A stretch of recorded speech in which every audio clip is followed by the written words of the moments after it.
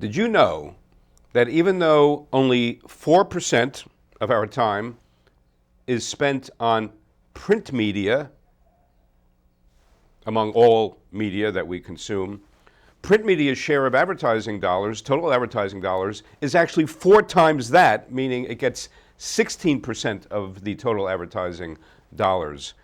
And also, did you know that in 5 years it's predicted that when we are doing an online search, half of all our searches will use either our voice or will use an image that we have? Well, stick around and we'll talk about what all of this means to you as we play Main Street Marketing Challenge.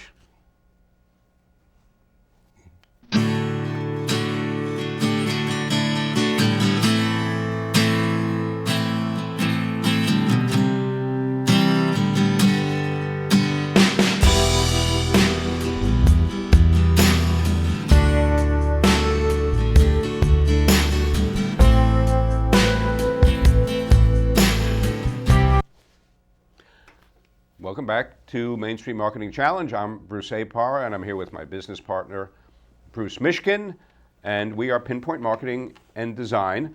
And Main Street Marketing Challenge is really meant to help you figure out what is going on with everything in the world of marketing, whether it's digital marketing or print marketing, or sometimes called legacy marketing.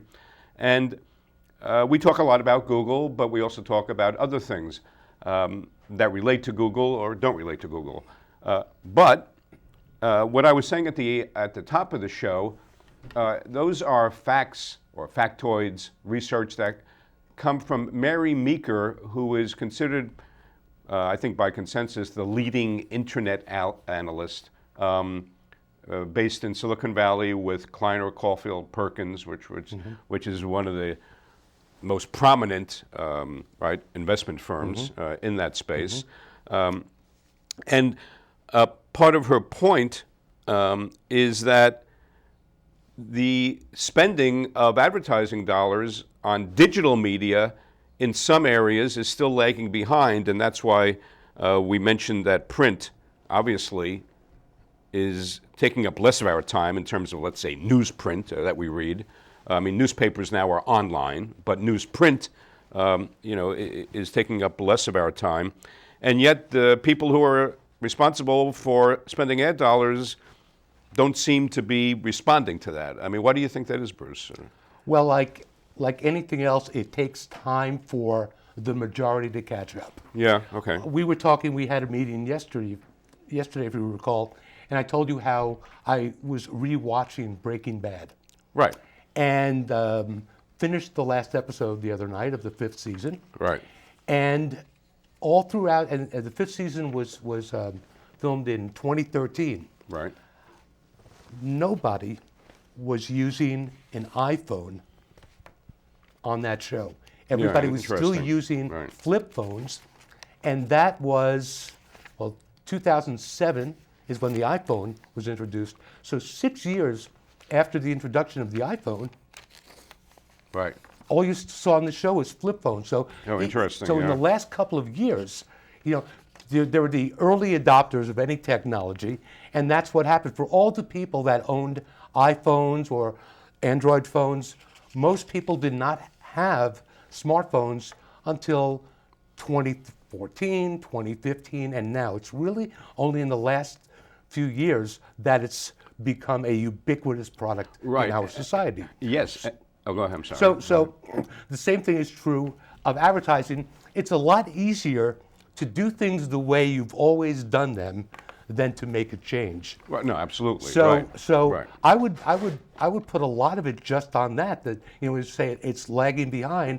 It's because the people feel comfortable, and you're also talking about relationships that exist. Yes, that's a very good point. Very good point. People's, advertising doesn't just magically appear in newspapers or magazines or on TV and the internet. There are people who sell the advertising buyers on their particular medium. So you might have some, let's say it's Time Inc. Okay, so it's Time, it's Life, it's Sports Illustrated, it's Southern Living, Right. okay, and magazines like that. They've been around forever. Right. People are used to buying them. Now, Time magazine used to be, whoa, Time magazine really doesn't matter anymore. Right, right. They like to think it does, Right. but it No, but really doesn't. But the point is, there are relationships with these media and the advertising community that have been built up over many years. Right. And I think that a lot of it is just holding on to the past and honoring these relationships. And also, like the advertising buyers, you have to learn a new medium and you have to learn the dynamics and the ins and outs Right. of that medium. And it's not so easy to learn. It's very different. No, well, that's a very good point that you're making, because as we know, what you're talking about really with the buyer-seller relationship is an emotional connection. Right. They get to know the person personally. They go out to lunch with them, and so you're right. It's not always just about the media buy itself. Right. It's about who you're dealing Right. with. But extending from what you're talking about, like with the Breaking Bad example, where how recent the whole phenomenon of smartphones is, and by the way, we'll reference, and you can look it up yourself. Edison Research is a company that does a study called Infinite Dial, which they say is the longest running digital media survey going back 18 years or something.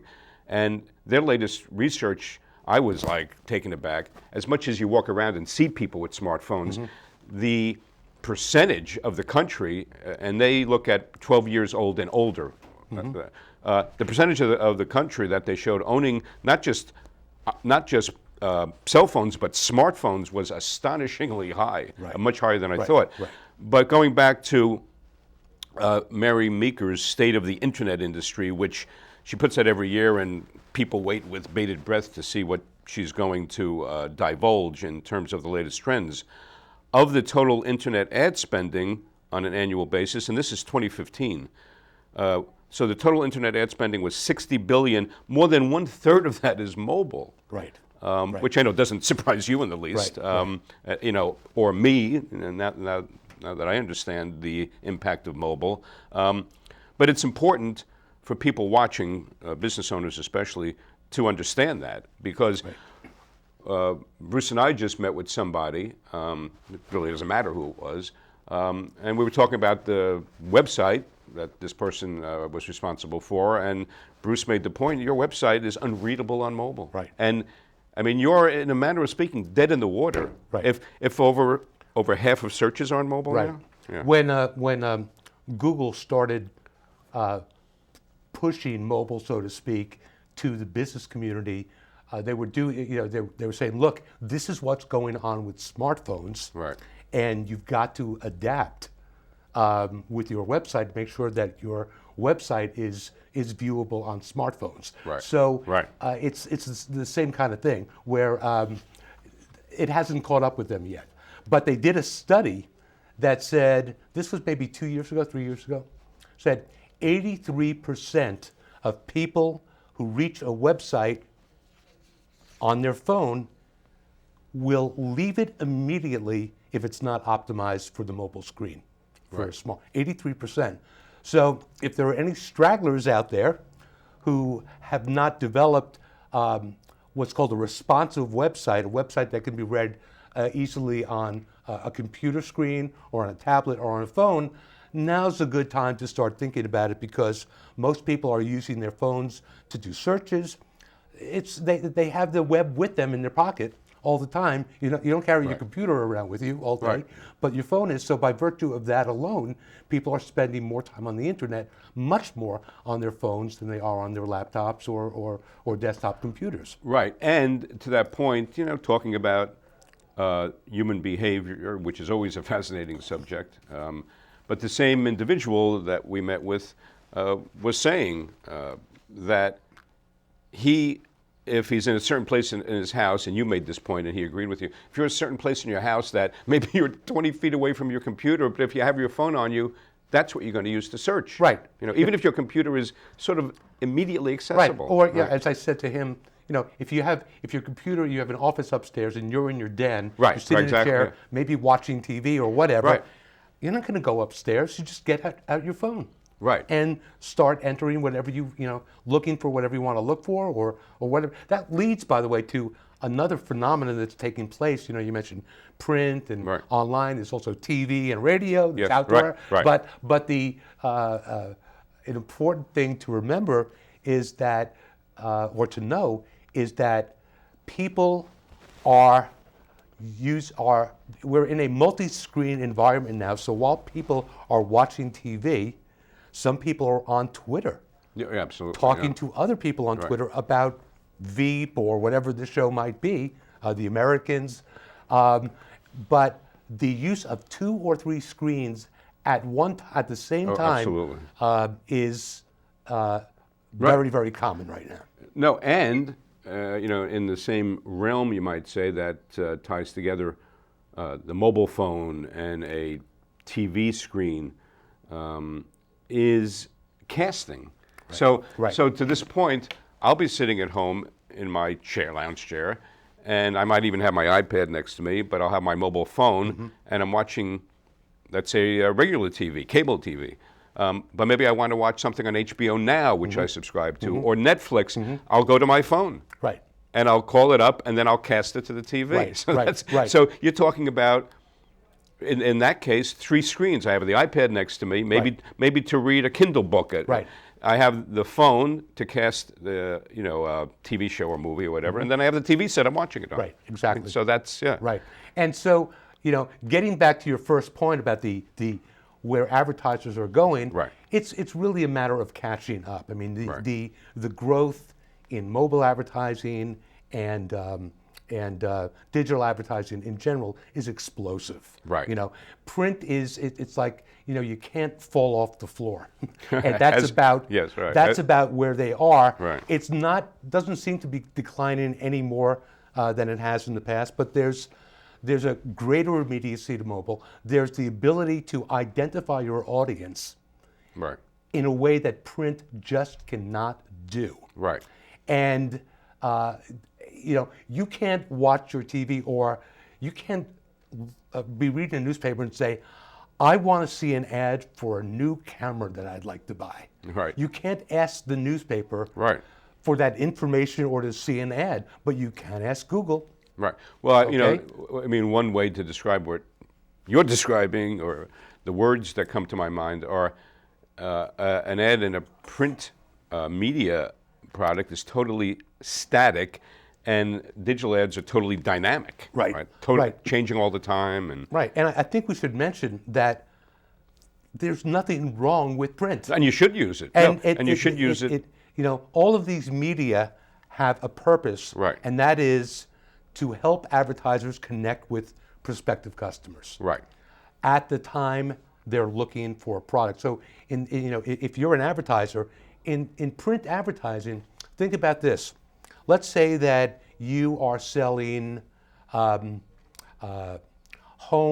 you're selling medical equipment, there, wheelchairs and canes. You're one of these medical supply Yeah, stores. yep, Okay. yes. And you advertise in the local newspapers. Right. Local newspaper. Well, think about this. What percentage of your audience Right.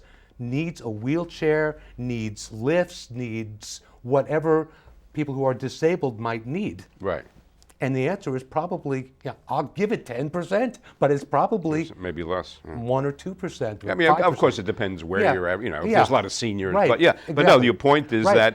that a lot of people, most people looking at it, will not be prospective customers. Right. Now, the upside for disabled people, especially those that might be in the elderly category, is that elderly people are more likely to be reading a newspaper Yeah, absolutely. than younger people. My dad still goes to the Yellow Pages Yeah. when he's looking for something. Right. That's another print medium. But think about when you're spending dollars there, and we don't advise against spending in a print medium, especially if it's done a good job delivering customers. Right.